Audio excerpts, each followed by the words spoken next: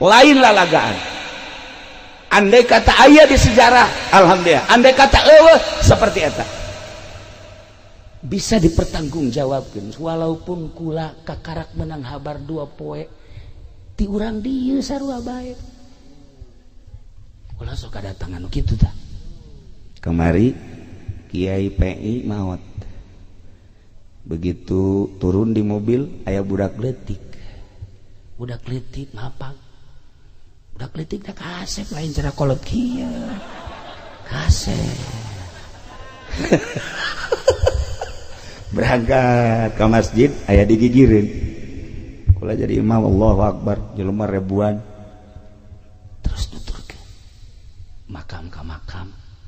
Nguburkeun nyana di dieu tah. Di dieu ngobrol jeung kula. Ngobrol naon cenah cak di Nurjaya tah. Rahasia tuh. Nyana ge hayang nyaho nanti ngobrol naon cenah ge sok hayang nyaho bae. Ngobrol cinta ye. Ngobrol geus beres. Kula talkin eueuh. Kula nanya Ki Nurjaya, saya teh budak leutik. Ci, sugan teh bawaan kiai cenah. Nanya deui ka adik kula, "Ci, sugan teh saha?" Teu nu nyaho. Nanya deui ka hiji kiai, "Jak kula betul neuleuh cenah kiai." Neuleuh dia bangsa nu ka kos karaya. Wah, ieu mah ka hijab di kieu mah tuh. Henteu nu kieu mah. Bangsa nu karaya mah moal. Mun orai neuleuh. Bangsa nu leuleuh ngomongnya na ngobrol jeung kula. Eueuh. Ieu ge aya nu datang, masya Allah. Ieu horeng pasir angin teh pernah dicokot diundang ku Syekh Maulana Hasanuddin ketika perang ngelehkeun Hindu, anginna ti dieu. Ieu pasir angin teh lain lalawaran mandak ayalah jampe paranti ngadatangkeun angin. Henteu kudu lobaan ka Jakarta demo teu kudu. Teu kudu eta mah endek masalah. Tinggal diondang bae, angin pasir angin, toba tuh. Ahok kubruskeun habak beres. Hayus ya. Asal geus datang angin pasir angin, masya Allah. Lain lalawar di aya liangna, ngan liangna teu kadeuleu. Nu kadeuleu liang anak we di dieu mah. Liang eta teu kadeuleu liang angin eta mah. Tapi insyaallah urang-urang dieu paham. Aya nu paham. Nah, 2 kekuatan hiji cai ialah Cibanten ngaranna. Cibanten teh huluna di Gunung Karang. Turun di Gunung Karang pecah 2, nu hiji ke arah barat sekitar 35 km ka laut. Jadilah dermaga internasional. Nu hiji ka Karang Atu. Nah, iyalah jadilah dermaga nasional. 2 kekuatan, maka di Banten ulah coba-coba Gunung Karang. Pusatna adalah Gunung Karang. 1 juta kali garaga orang Banten teu nyaba ka Gunung Karang moal aya kekuatan. Gunung Karang teh titisan ti baheula. Dongeng almarhum Abah kula waktu masantren di Sekong. Hayang nyaba ka guru gas umur 7. Berangkatlah tiluan. Nu hiji ngaranna Wes Kurni urang Tangerang kabeh. Nu hiji di Samsudin berangkat di ditu. Nu 2 sombong. Sebab puasa bae nu 2an mah. Sia Madam Yati neuk naik ke Gunung Karang teu puasa, mopo sia kajen ku kumaha ge. Yo aing ge. Hijib Nasor geus dikelek. Hijib naon deui si dieu? Hijib Sepi mah komo. Anginna ge geus ambalaya. Ya tuturkeun aing ke asal naik ke Gunung Karang siap tuturkeun deuleukeun aing mah naik angin cek kana. Begitu datang wallahu alam ka mana maropo kabeh. Teu kuat nu 2 mah. Alah cenah dameti aing mah teu kuat. Teu kuat cek cenah ieu. Aing mah moal bisa terus ka ditu geus teu kuat, teu kuat. Kumaha sih nyaritakeun teu kuat? Hese nyaritakeun teu kuat teh hese okos aya lalaki hayang kanu geulis teu kuat. Teu kuat, aya beungeut perang hayang kanu geulis aduh. Teu kuat teu nyambung. Tapi ulah leutik hate, lalaki mah pembeli, itu geulis kajen teh geulis beungar. Iya ini roa itu pasang. je mujizat Gusti Allah masya Allah qala Yusuf li abihi ya ngaji memang ngaji amil eta heula nah lah urang dia mah geus leuwih nyaho pokokna urang kulon mah bangsa perpeletan mah atuh perpeletan mah ilaku mah teu ieu tapi almarhum abah kula masya Allah ketika tawadu di hadapan Gusti Allah ya Rabbi abdi mah ngarasa puasa tilok dahar beki wiridan tilok tapi abdi hayang kapatilasan Syekh Maulana Mansur di luhur abdi teh hayang datang ka tiba-tiba kunaon aya rumawa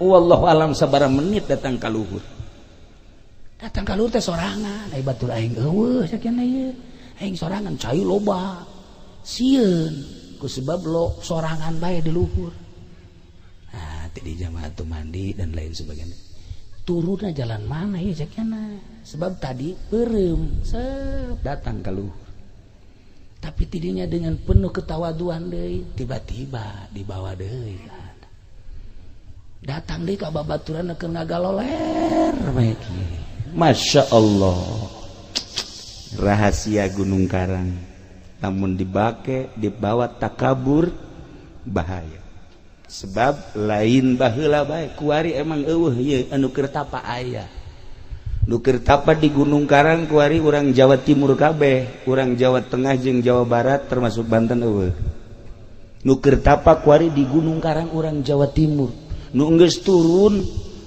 5 poe ka tukang urang Jawa Timur kene tapa di Gunung Santri di Gunung Karang di Banten balik kita mampir ka imah moal dicaritakeun ka ditu nama ngan urang Jawa Timur kuari aya kene urang Jawa Timur ieu teh geus dieusian kudu tapati baheula datang ka kuari nah panjang urang mun nyaritakeun Gunung Karang mantak hadiahna ge teu barang sambarangan ulah ge tadi rada ngageter tita hadiah padahal urang dieu bae tapi kukula di hadiahan lalaunan teu meunang kadenge ku batur oh geus hadiah berata guru teh aya bae. Nah iyalah Banten masya Allah cai bisa digunakan jang perang di dieu mah ulah sambarangan angin bisa digunakan jang perang nganu hese de kunci nganu hese ge eta ngadatangkeun angin kumaha lamun salah ngadatangkeun angin lain bisa pakai ke perang nyanana kena tsunami ieu pernah yang ngundang angin pernah ngajeledag pernah dibawa ke Grogol saya pikirnya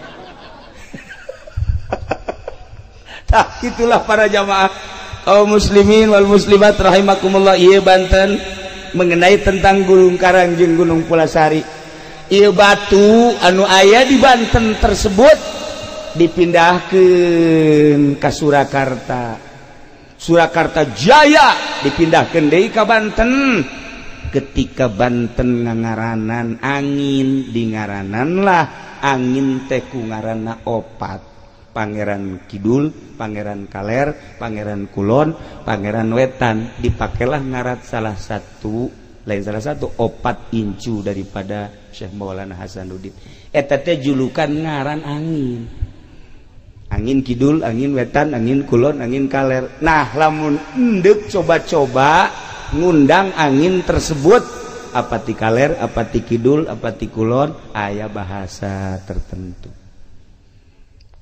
aya keneh karuhun urang di dieu insyaallah anu lamun huru hara gede bakal tarurun di Gunung Karang mudah-mudahan karuhun urang masih keneh ningalikeun urang mudah-mudahan karuhun urang masih deudeuh jeung nyaa neuleuh ambalaya anak incuna beuh ieu geus teu puguh arah mana nu bener mana nu salah geus teu puguh arah carita partai dikemas siga bener padahal jerona ambalaya carita organisasi siga bener dikemasna luar biasa bagus ternyata jerona bok-brok pondok pesantren kadeleuna bagus dikemas berbagai ngaran pondok pesantren ternyata jerona masya Allah selama hubud dunia moal beres karuhun bakal ngutuk gila